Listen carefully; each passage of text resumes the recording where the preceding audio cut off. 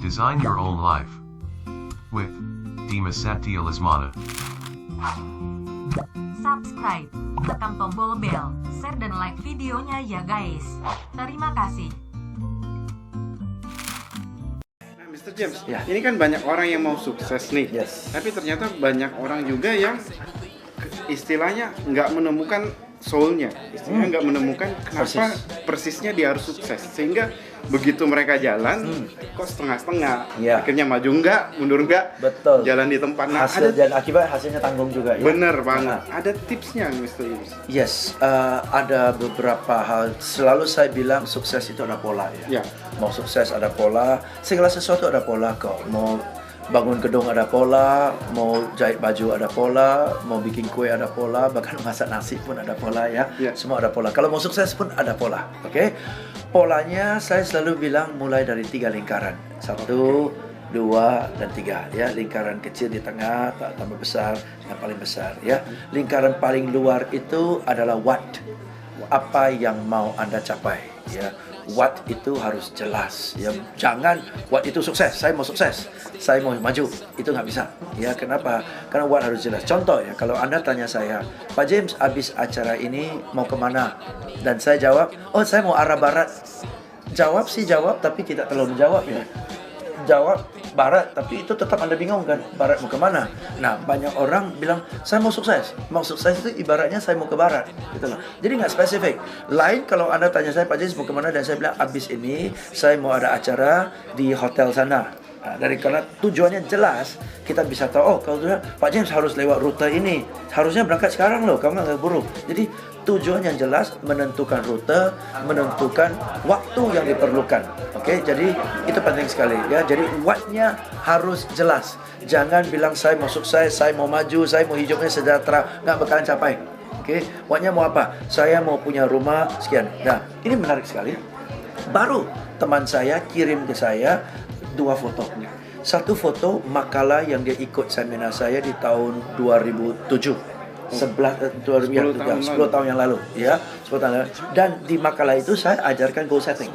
Dan di acara itu dia tulis goalnya, dan sesuai dengan saya ajarkan spesifik ya, ada angkanya dan sebagainya. Oke?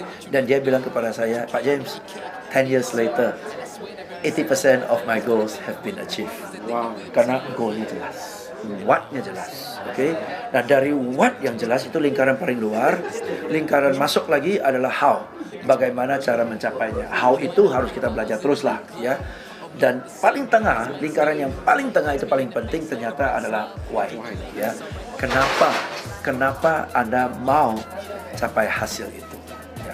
Kenapa itu penting, dan umumnya kenapa itu adalah demi diri kita, demi masa depan kita, demi kesejahteraan anak kita, orang-orang yang kita cintai. Why itu penting ya. Nah, tadi Anda sudah bilang, nah kalau why, dan menariknya adalah dari 100 orang yang kita training dan minta mereka tulis why, yang benar-benar bisa tulis why-nya dengan rinci, dengan jelas, sampai ke hatinya, sampai terharu atau gregetan itu ya kalau nggak capai. Yang bisa tulis sampai gitu hanya 20%.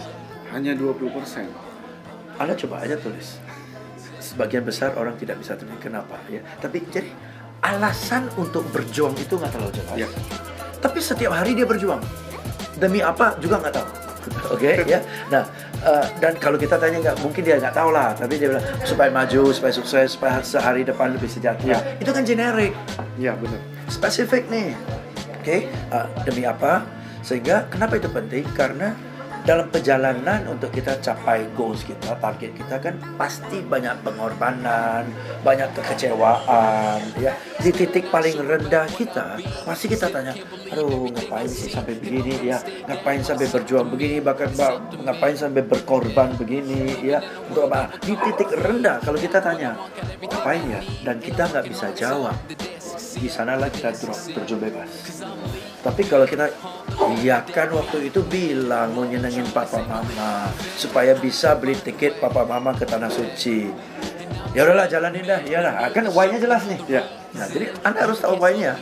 Karena kalau why-nya nggak jelas, capek loh. Kalau why-nya nggak jelas, seolah-olah setiap hari kita kerja didorong oleh orang lain. Dan paling kita tidak suka adalah didorong oleh orang lain. Tapi kalau why-nya jelas, saya dipancing oleh cita-cita saya. Beda, saya dipancing untuk menyenangkan orang tua. Itu kan pancingan, bukan paksaan.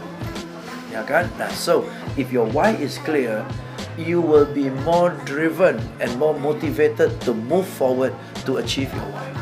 But if it's not there, then every time you get hit, you ask why. I wonder why I'm suffering. You know why you are suffering? You know why? You want to know why? Why you are not doing well? Because you don't really know the why you want to succeed. Okay. Jadi pertanyaan hari ini adalah find why-nya. Find your why. Ya, jadi PR untuk hari ini adalah find your why. Ya. Gimana caranya? Cari waktu 15 menit, 20 menit, setengah jam menyendiri, minum kopi, ke kafe, duduk di bawah pohon pagi-pagi, ya, mikir sedalam-dalamnya. Why itu nggak pakai otak, why itu pakai hati. Kalau Anda sudah ketemu why-nya, Anda kerja dari hati.